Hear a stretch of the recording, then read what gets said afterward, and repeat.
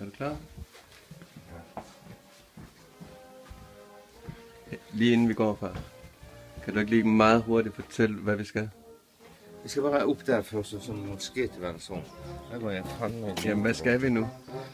Vi skal op og så se på noget Griegs minde. På noget af Griegs minde? Ja. Og hvem er det, der kommer der? Der kommer ingen. Og så skal vi senere over på Bjørnson, hvor jeg vi elsker bedikter Bjørnson for 150 år siden. 150 år siden. Og hvem er det, der kommer der? Der skulle veldig gjerne vores statsminister Erna komme. Okay. Jan Erna. Så vi skal hen og se statsministeren? Ja. Men far, Ja. hvad er det, der er sådan lidt specielt med det hus, hvor vi skal hen? Det er mit fødehjem. Der blev jeg født. Ja. Og der mistede mit ene øje. Nå, det var der, du mistede dit øje. Ja. Men, okay, men hvad hedder det? Det er også der, at den norske... Nationalsang Jeg elsker for 150 år siden blev digtet af Bjørnson, og musikken blev skrevet af Rikard Nordrock. Og det er simpelthen samlingspunktet for hele Norge. Ja, i dit gamle legeværelse. I mit gamle værelse, jeg vet ikke om det er digtet der, men han var i hvert fall der oppe og hvilte seg imellom tidspunktene hvor han prøvde å dikte og finne alle versene til Ja, vi elsker. Okay. Lad os komme afsted. Ja.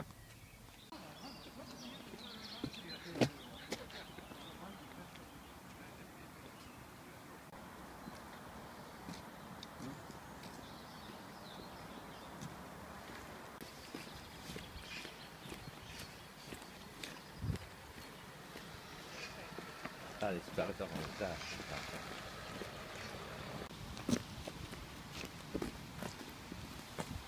Har du mitt hus?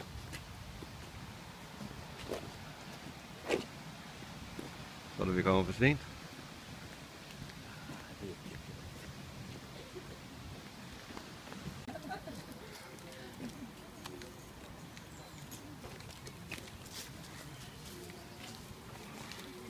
Hej.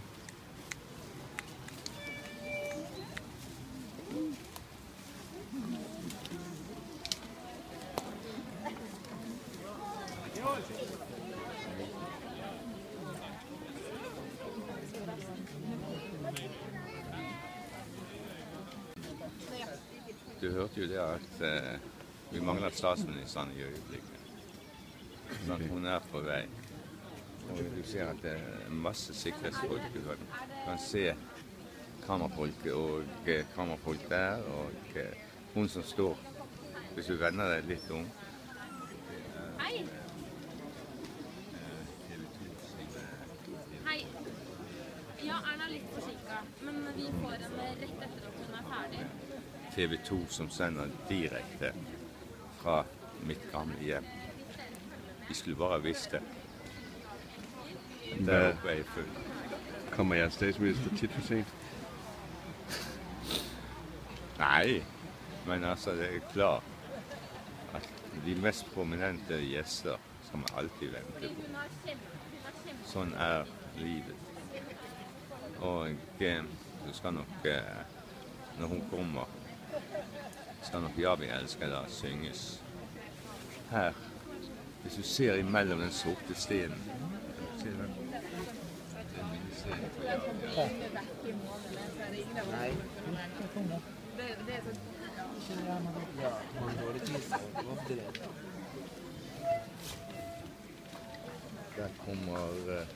Der kommer statsministeren. Kan du se det?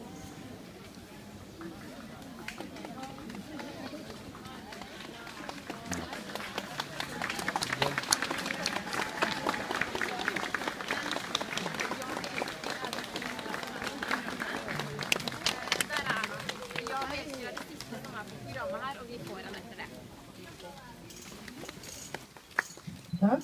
Kjære alle sammen, gratulerer med dagen. Endelig har vi også kommet til 17. mai, selveste høytidsdagen i 200-årsfesten for Grunnloven.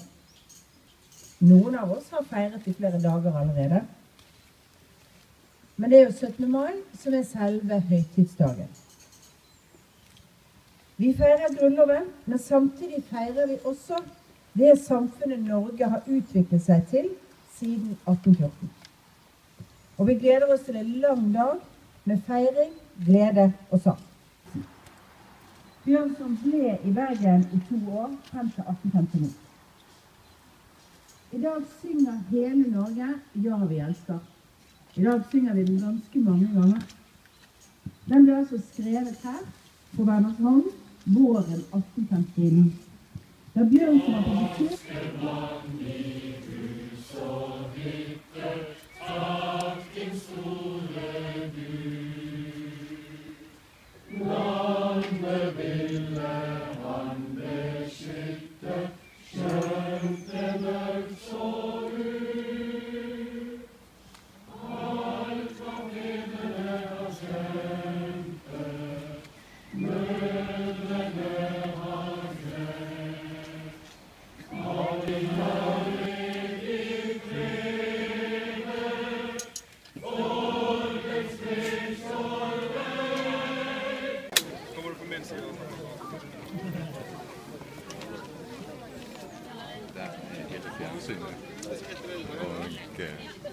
Men jeg kan ikke riktig gå hen og si takk for at du holdt en sånn god tale på mitt eget barndomshjem.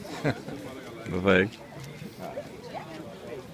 Jeg vil helst se ut som at nå så kameraet rett ved siden av deg også, så nå går jeg der. Ja, nå må du passe på. Ja. Det var akkurat det jeg tenkte på innsiden. Det der fikser marken. Så det der går helt fint. Dette her er jo mitt barndomshjem, så jeg vet godt jeg er født her. Du har gjort det før? Jeg har gjort det før, ja. Så jeg kjenner det. Jeg var ligeglad med, at det var dit barndomshjem, far. Men det er NRK sin reporter. Ja, han skulle bare vide. Han skulle bare vide, hvad for en historie, der var her, gemt i dig. Og den her dag og det her hus. Og dette her er jo... Skal vi se, nå skal jeg vise en.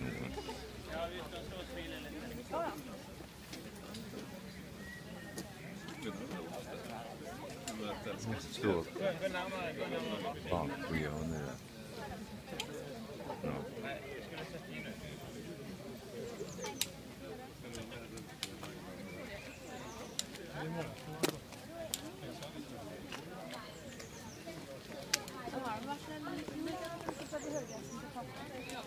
Skal vi skrive?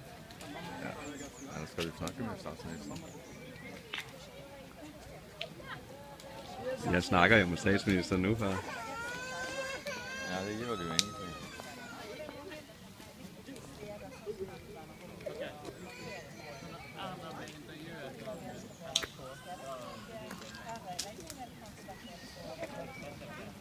Ja.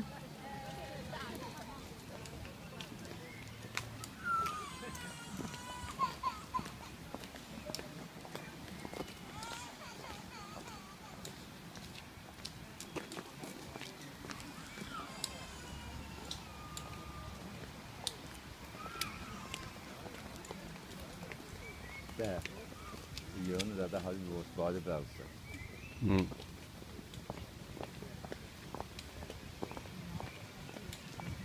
Hvor gammel var du, da I flyttede derfra? Der var jeg... Altså, huset brændte jo. Nå ja.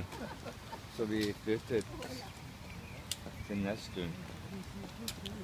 Vi flyttet derifra i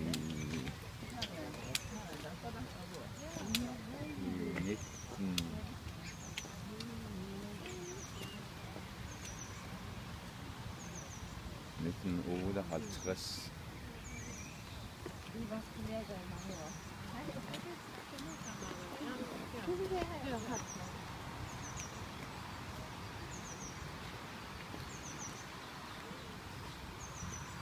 Ja, ja.